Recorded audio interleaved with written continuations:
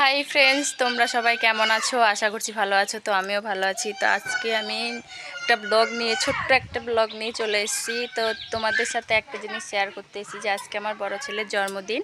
তো জন্মদিন আমাদের তো অত নেই। তো আমি কোনো রকম করে ছেলের জন্মদিনটা পালন করছি। তো তোমাদের সাথে একটু একটু করে সব কিছু শেয়ার করব। হ্যাঁ, আমি বেশি কিছু না পারলেও একটু একটু করে সব শেয়ার করছি। তোমরা শুধু দেখতে থাকো আর ভিডিওটা স্কিপ করবে না, ঠিক আছে?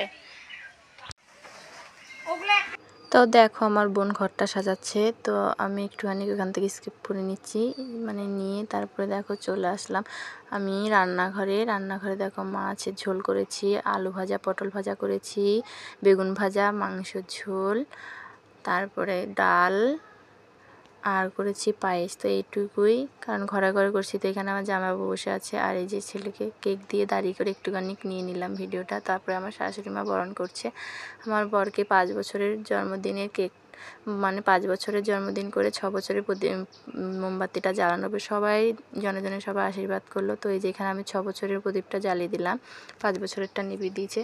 তো আমার ছেলে এখানে কেক কেটে দিয়েছে। তারপর আমার ছেলে কেক কাটতে পারছিল না, তো আমি আবার উপর দিয়ে কেটে দিয়ে ওকে খাইয়ে দিলাম, ও আবার সবাইকে খাইয়ে দিচ্ছে। তারপরে এখানে একটা আমি ভিডিও নিয়ে নিলাম, একটা ভিডিও করে নিলাম ভাগ্নে আর আমার ছেলের সাথে, 2 ভাগ্নে আর আমার ছেলের সাথে ভিডিও একটা করে নিলাম, শর্ট ভিডিও। তারপর দিন সকালবেলা চলে আসলাম মায়াপুরে। তারপর দিন সকালবেলা মায়াপুরে যাচ্ছি। তো এখন আছি আমরা তোমার ট্রলার বলতে ওগুলো কী বলে, ওইগুলোর মধ্যে আছি।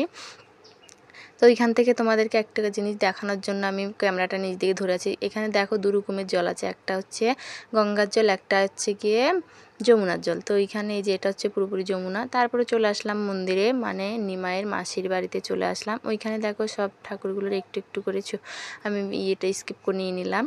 তো নেওয়ার পরে তোমাদের সাথে একটু একটু করে সব শেয়ার করছি আর কি। এই যে এখানে সব একটু একটু করে আমি নিয়ে নিলাম। এগুলো সব কাচের ভেতরে ঠাকুর, ছোটোবেলায় গোপাল নিমাই কী করতে কি। তারপরে এখানে একটা পাহাড় ছিল, এখানে 3 পাক ঘুরতে হয়।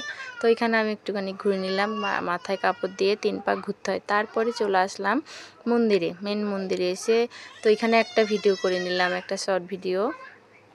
তো ভিডিওটা করার পরে তো আমরা আবার আরও তো মন্দির আছে না মায়াপুর, তার একটা মন্দির না, অনেক অনেক মন্দির আছে। তারপরে চলে আসলাম মেন এই যে রাধারানীর পুকুরে। তারপরে চলে আসলাম মায়াপুরে ইস্কন মন্দিরে। এখানে একটুখানি আমি স্লো মোশনে ভিডিওটা নিয়ে নিলাম।